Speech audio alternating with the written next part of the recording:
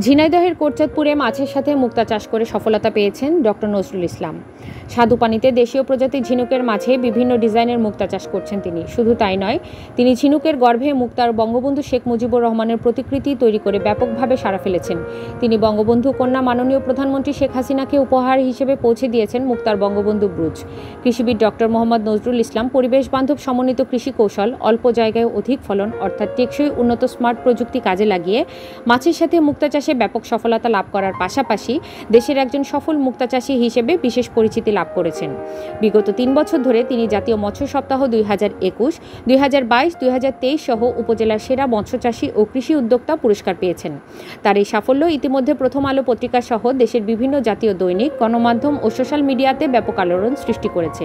তিনি বলেন, রায়ান জৈব কৃষি প্রকল্প একটি ব্যতিক্রমধর্মী প্রতিষ্ঠান, যেখানে অল্প জায়গায় কিভাবে অধিক ফলন ফলানো যায় সেই প্রচেষ্টাই কিন্তু এই প্রজেক্টটি করে যাওয়া হচ্ছে। আপনারা জানেন যে বাংলাদেশের জনসংখ্যা বৃদ্ধির পাশাপাশি আবাদি জমির পরিমাণ কিন্তু কমে যাচ্ছে। সেই আবাদি জমিকে কিভাবে সর্বোচ্চ ব্যবহার করা যায় তার একটি দৃষ্টান্ত এই রায়ান জৈব কৃষি প্রকল্প। ডক্টর মোহাম্মদ নজরুল ইসলাম একজন কৃষিবিদ, স্মার্ট কৃষি উদ্যোক্তা ও গবেষক। তিনি রাজশাহী বিশ্ববিদ্যালয় থেকে প্রাণীবিদ্যা বিষয়ে স্নাতক, মৎস্য বিজ্ঞানে স্নাতকোত্তর ডিগ্রি অর্জন করেন এবং উভয় পরীক্ষায় প্রথম শ্রেণী সহ ইউনিভার্সিটি থেকে গোল্ড মেডেল প্রাপ্ত। তিনি জাপানের শিজুওকা ইউনিভার্সিটি থেকে ডক্টর অব সায়েন্স ডিগ্রি অর্জন করেন। দেশে ফিরে তিনি জাপানের সংস্থা জাইকাতে উচ্চ বেতনে চাকরি করতেন, কিন্তু করোনা মহামারীতে প্রজেক্ট বন্ধ হয়ে যাওয়ায় গ্রামে ফিরে কৃষিতে মনোনিবেশ করেন তিনি। কৃষিতে পরিবেশ বান্ধব, টেকসই উন্নত ও জাপানিজ প্রযুক্তি, অল্প জায়গায় অধিক ফলনকে কাজে লাগিয়ে তিনি স্বল্প সময়ে ব্যাপক সফলতা লাভ করেছেন। তার খামারের 0.20 হেক্টরের একটি পুকুরে গত বছর ৫,০০০টি ঝিনুক প্রতিপালন করে ৮,০০০টি মুক্তা পাওয়া গেছে, যার মোট ওজন ছিল 40 কেজি। এছাড়া ওই পুকুর থেকে উৎপাদিত হয়েছে কার্প জাতীয় মাছ 2 টন এবং ফল ও সবজি 5.1 টন, যা থেকে নিট লাভ ছিল 11 লক্ষ টাকা। ইতোমধ্যে কোটচাঁদপুর উপজেলা প্রশাসন কর্তৃক মুক্তা চাষ ও সম্প্রসারণ প্রকল্পটি ইনোভেশন প্রজেক্ট হিসেবে গৃহীত হয়েছে। ডক্টর নজরুল ইসলামের প্রতিষ্ঠান রায়ান পার্ল হারবার ঝিনুকে মুক্তা চাষ সম্প্রসারণের পাশাপাশি একটি প্রশিক্ষণ কেন্দ্র ও মুক্তা গবেষণাগার তৈরি করেছেন, যা বাংলাদেশের প্রথম বেসরকারি মুক্তা গবেষণাগার। রায়ান পার্ল হারবারের এই মুক্তা গবেষণাগারটি পায়রা ও বেলুন উড়িয়ে শুভ উদ্বোধন করেন বাংলাদেশ মৎস্য ও প্রাণী সম্পদ মন্ত্রণালয়ের মান্যবর সচিব ডক্টর নাহিদ রশিদ।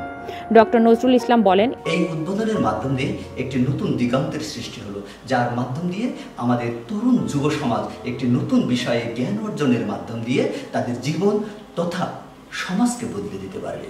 তিনি আরও বলেন, ঝিনুক থেকেই ঝিনাইদহ জেলার নামকরণ, তাই তিনি ভবিষ্যতে ঝিনাইদহকে ঝিনুকের শহর তথা মুক্তার নগরী হিসেবে গড়ে তুলতে চান এবং সংশ্লিষ্ট সকলের সার্বিক সহযোগিতা কামনা করেন।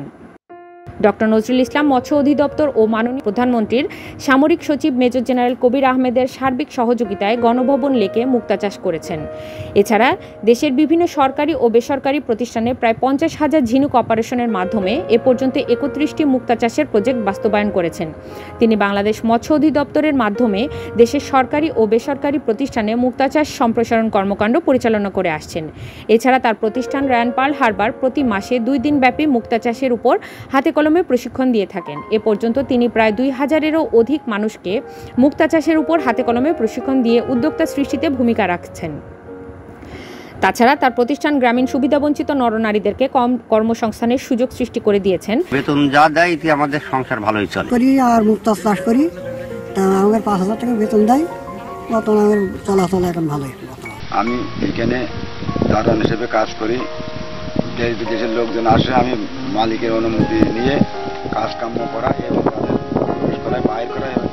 মাননীয় জাতীয় সংসদ সদস্য ঝিনাইদহ 3 মেজর জেনারেল অবসরপ্রাপ্ত জনাব মোহাম্মদ সালাউদ্দিন মিয়াজি, জেলা প্রশাসক ও বিজ্ঞ জেলা ম্যাজিস্ট্রেট ঝিনাইদহ জনাব SM রফিকুল ইসলাম, জেলা পুলিশ সুপার ঝিনাইদহ জনাব মোহাম্মদ আজিমুল আহসান, জেলা মৎস্য কর্মকর্তা ঝিনাইদহ জনাব মোহাম্মদ ফরহাদুর রেজা, কোটচাঁদপুর উপজেলা নির্বাহী অফিসার জনাব উসেন মে ও সিনিয়র উপজেলা মৎস্য কর্মকর্তা জনাব সঞ্জয় কুমার মুক্তা গবেষণাগার এবং দেশীয় প্রজাতি ঝিনুক থেকে উৎপাদিত মুক্তা ও মুক্তার অলংকার পরিদর্শন সহ নিয়মিত খোঁজখবর নেন।